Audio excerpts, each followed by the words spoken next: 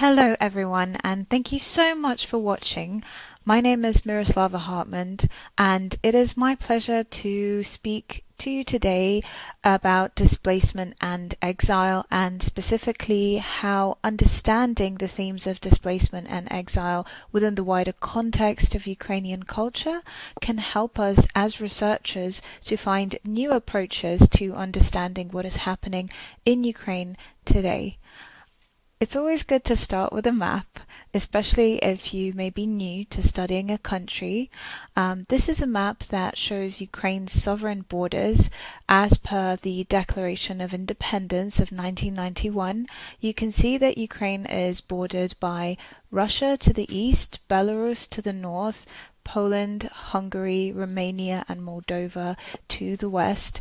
And it should be said that the centrality of land in Ukrainian culture is exceptionally important, as we shall see when we examine the work, the visual legacy of three Ukrainian artists, Taras Shevchenko, who lived between 1814 and 1861, Ivan Marchuk, born in 1936 and still going strong in his 80s, and Stanislava Pinchuk, a contemporary Ukrainian artist who is living and working in Australia. So in their work, we continually go back to Ukraine, the land of Ukraine. And Ukraine is the second largest country in Europe, and its area is over 600,000 square kilometers. And this is significant because of the wide geographical, linguistic, and cultural diversity across the breadth of this large country, which is nonetheless part of a coherent whole. It should be also noted that although Ukraine's population is cited as around 41 million, a lot of migration, not just forced migration, but gradual economic, cultural migration from Ukraine over the years has meant that the population of Ukraine has steadily dwindled since its independence in 1991. Currently, according to the latest figures from UNHCR, there are 6.2 million refugees from Ukraine recorded globally. And this large surge in the numbers of Ukrainians leaving Ukraine is due to the recent full-scale invasion of Ukraine by Russia, which started on the 24th of February 2022. As someone who was based in Ukraine for 8 years before the start of the war, I experienced forced displacement myself. In my case, luckily, it was coming back to my second home, the UK, but nonetheless, it was a traumatic experience, and I feel like I have been a part of a general trend among Ukrainians today who, wherever they may be in the world, however safe, they still feel emotionally and oftentimes physically plugged into what is happening. There is no evidence here of the high numbers of internally displaced people in Ukraine, but they also total the millions. And among these are many artists. It's difficult to say how many artists have had to flee Ukraine, but it can be said that the ones who have been based outside of Ukraine for some time have started to become noticed and to make a difference and to feature in the international, local press as well as the art press. And this is an example of a fairly recent article about a residency that has been set up to support displaced Ukrainian artists. What I wanted to talk to you today, however, is the importance of the themes of displacement and exile in the wider context of Ukrainian culture. So going beyond the simple parameters of the recent refugee crisis, the recent exodus of Ukrainians fleeing the war, and to think about how these themes have in fact defined modern and contemporary Ukrainian culture.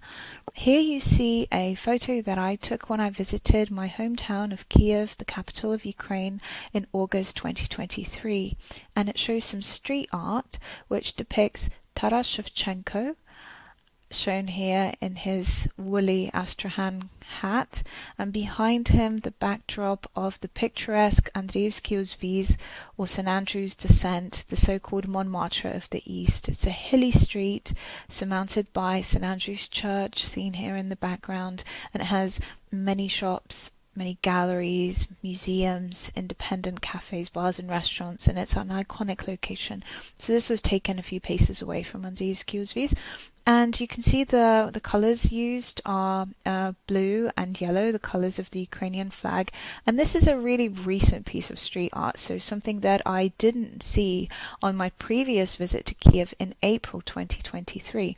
And it's significant that a young street artist living and working in Kiev today should depict Taras Shevchenko, who was in many ways the father of the Ukrainian nation, in that his literary heritage is considered to be the foundation of modern Ukrainian literature and Ukrainian language. And he was also an artist, and it was in fact owing to his promise as a young artist that he became a fellow of the Imperial Academy of Arts in St. Petersburg.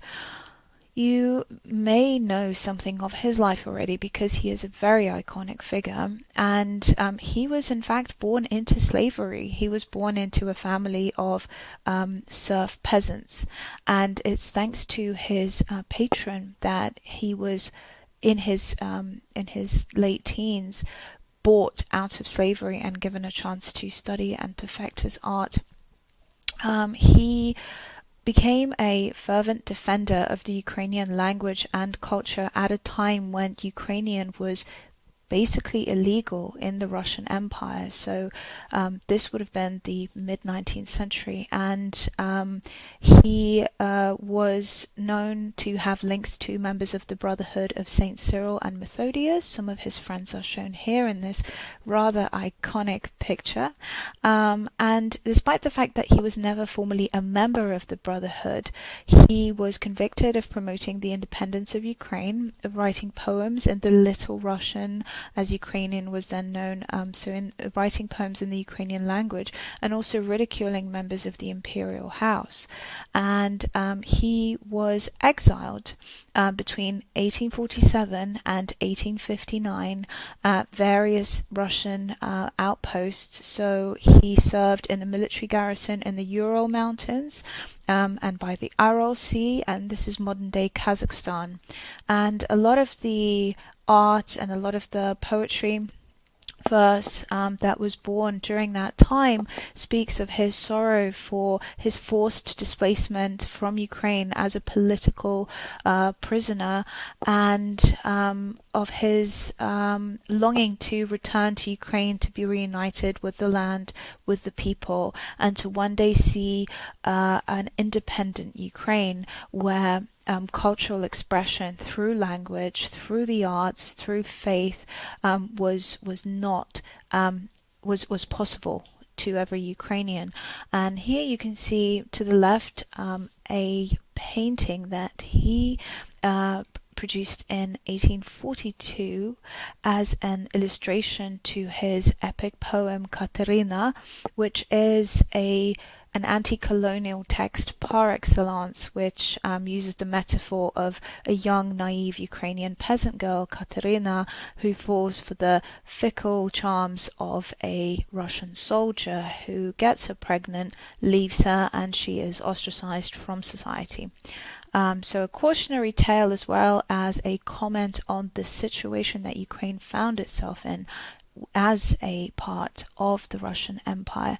And to the right of this is a graphic work showing a Kazakh boy wearing a traditional hat from the region, playing with a cat, and he is sitting observing. So it's a self-portrait essentially with a Kazakh boy, but he has shown himself observing the local people, local customs, and you can see how much his countenance has changed from the youthful hope and colour of previous decades. And another artist who was in effect also exiled from Ukraine, displaced forcibly because of his love for the authentic Ukrainian culture and expression, is Ivan Marchuk, pictured here in his home. And he is an artist who continues to work today. Currently, he is not in Ukraine because of the war. He is in his 80s. He is now based in Austria, but hoping to return to Ukraine as soon as it is safe for him. He was born in 1936 in the Ukrainian village Moskalivka, and he was born into a poor family with little hope of entering the Academy of the Arts without having any links that would allow that competitive institution to even consider him. So he studied the decorative arts, but despite that continued to paint in a style that was very contrary to the then the necessary socialist realist paradigm. So you can see that his art is very much in the style of surrealism, symbolism, and touches on a lot of folk themes, a lot of very intangible and emotive themes that are not necessarily showing the progress of the Soviet state and heroic scenes of peasants and workers uniting under red banners. And for many years he was forced to create essentially underground in secret. His works were not permitted to be publicly displayed. He was not allowed to become a member of the artists' union, so in effect he did not have a license to practice. And the Soviet Union, as an authoritarian state, very much led by Russia as one of the 15 Soviet socialist republics, but nonetheless the leading one, meant that cultural expression was very much curtailed. And Ivan Marchuk found himself pursued and terrorized by agents of the KGB who would follow him around, who would raid his home, they would raid his studio, works would go missing, and fearing for his life, he found a way of fleeing Ukraine. He emigrated first to Australia in the late 80s. Then he went to Canada, again drawing on links among the Ukrainian diaspora, and finally to New York. And he was based in New York when Ukraine became independent, and he was constantly looking for ways of returning to Ukraine. And out of the thousands and thousands of works that he has produced over the many decades, I've chosen these two paintings from his Shevchenkiana series. So you may recognize here the image of Taras Shevchenko, Ukraine's national poet, shown here contemplating the fate of Ukraine and also his own imminent death. And it was really on the strength of this series that Ivan Marchuk was honored in the early 2000s with the highest cultural accolade in Ukraine, the Shevchenko Prize. And after witnessing 9/11 in New York, he took that as a sign that it was time for him to return to Ukraine. And arguably his time in Ukraine has been successful and a happy one. Here you can see a fairly recent photo taken in 2021 with the President Volodymyr Zelensky and his First Lady Olena Zelenska at Ivan Marchuk's exhibition. Here he is showing them around the exhibition, and it is fair to say that Ivan Marchuk is the most famous Ukrainian living artist today. If you stopped anyone in the streets in Ukraine and asked them, who is your favorite Ukrainian painter, who is the most famous, the greatest Ukrainian painter, they would say Ivan Marchuk. So very media savvy, very consistent, very patriotic.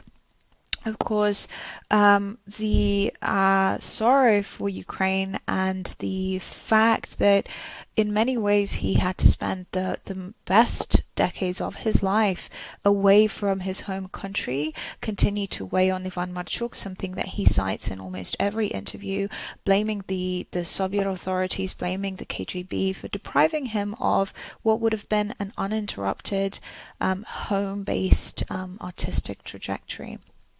Lastly, Stanislava Pinchuk is a Ukrainian artist who lives and works in Australia, and it's not accidental that I chose her, because the importance of Australia to Ivan Marchuk's journey to the birth of his style is very important. And in many ways he said that Australia was a paradise on earth, but of course he missed Ukraine far too much. And here is an artist who has made a home in Australia, so she wasn't recently displaced by the war, but it's something that has continued to affect her.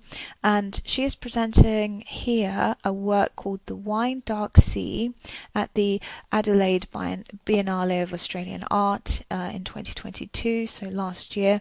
It's a series of marble sculptures which are inscribed with words from Homer's epic poem, The Odyssey. So again, the importance of poetry and, in a way, classical universal themes that inspired Taras Shevchenko, that inspired Ivan Marchuk, that continue to inspire Ukrainian artists living and working today, as well as excerpts from leaked documents on Australia's offshore refugee detention centres, so the so-called Nauru files, which showed the essentially repressive policies and the absolute unacceptable condition in which migrants were kept in offshore refugee detention centres in Australia.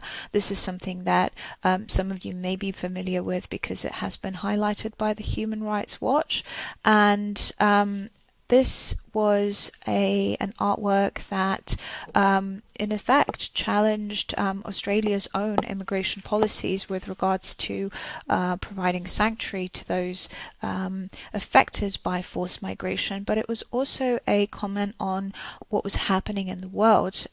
So to quote Stanislava, speaking about the artwork, I hope there's a certain universality to the work. This could be a work about Manus or Nauru. It could be about Ukraine, about Syria, about Yemen, about Palestine, about Bosnia, a myriad of places. And she goes on to say, for me, everything comes down to the land. So something that we looked at in the very beginning when looking at the map of Ukraine. To talk about people is to talk about land, and to talk about land is to talk about people. My interest in the way ground forensically holds memory, whether it's marble or soil, began with Russia's first invasion of Ukraine in 2014, when my world was turned upside down. The land was the witness and held the record of what was happening to us. I began to work with data mapping as a way of understanding, of trying to make sense of the unfathomable, of considering the ways in which land is a silent witness to humanity. Data can hold both poetry and monstrosity. I believe it is the medium of our century. And here you can see fragments of the Wine Dark Sea inscribed with classical as well as contemporary themes. So you can see here a telegram that was sent by one of the essentially prisoners of the Nauru camp, that they treat me the way that civilized people should treat a stranger. So that's something that could have been wished, demanded, anticipated by one of those affected by Australia's draconian immigration regime, but they could also be words from the classical poems. And the reason why I think that this artwork is very powerful is that, first of all, it is making a visual impact in that it is a kind of an abstract sculpture series that works with text, but also that it is in many ways both subtle and intensely critical and challenging of not just policy, but the narratives that exist around migration, and the fact that this is an artwork presented by a Ukrainian artist in 2022. It kind of quite subtly but effectively once again drew the conversation towards Russia's illegal invasion of Ukraine in a way that that spoke to many other situations of war and displacement that exist around the world. Life goes on, and while many artists from Ukraine settle outside of Ukraine, many more have stayed, especially males of conscription age who cannot leave the country in most cases.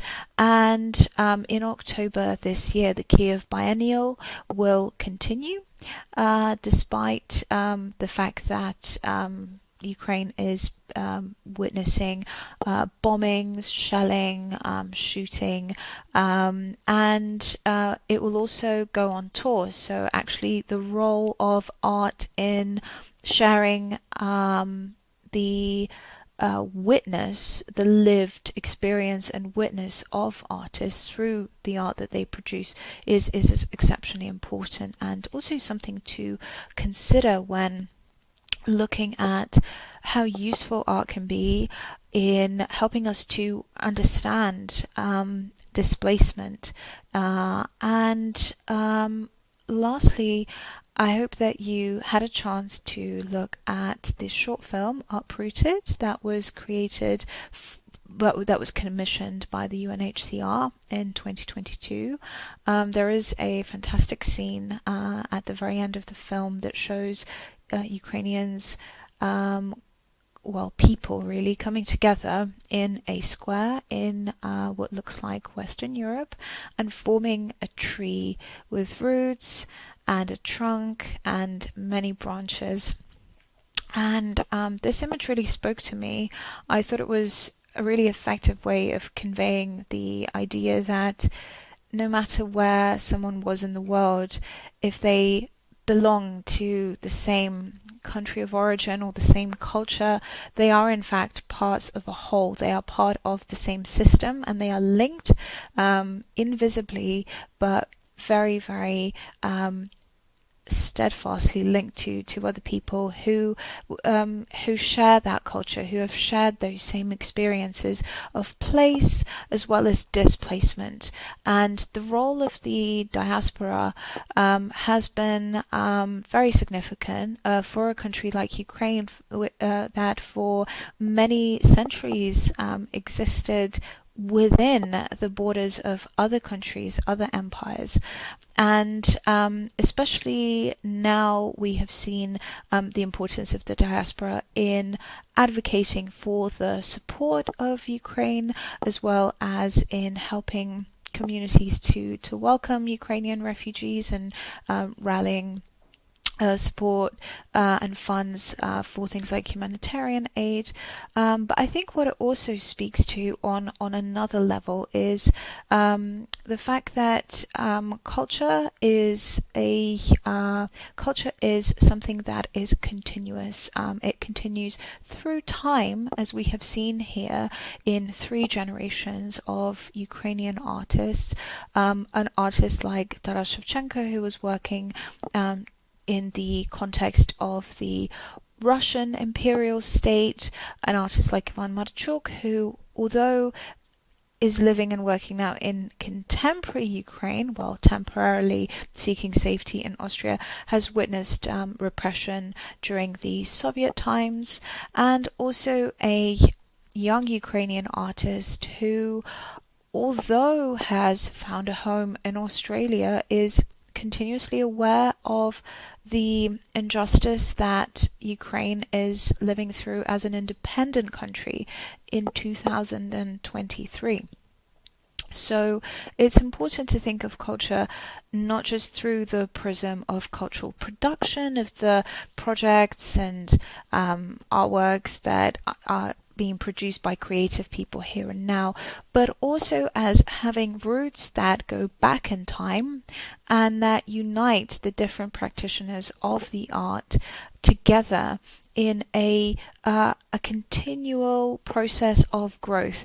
I really do think of culture as a form of growth, and I hope that today's short presentation has given you some approaches towards looking at whichever cultural context interests you when trying to understand displacement, exile, and, in other words, forced migration better. Because although this is an example of Ukraine, a country that has been affected by conflict recently, but also again and again through the ages in its history, these approaches work when you look at pretty much any other context. So when looking at what artists are producing within a country or outside of a country, do try and learn as much as you can about their culture, their root culture, their culture of origin,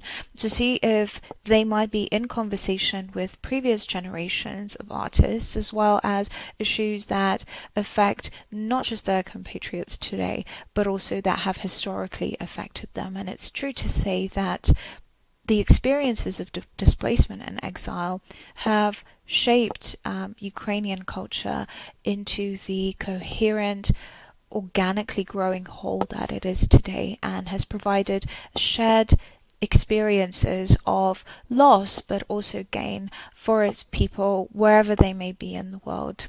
Thank you so much for listening, and I am really looking forward to meeting you at our upcoming seminar together.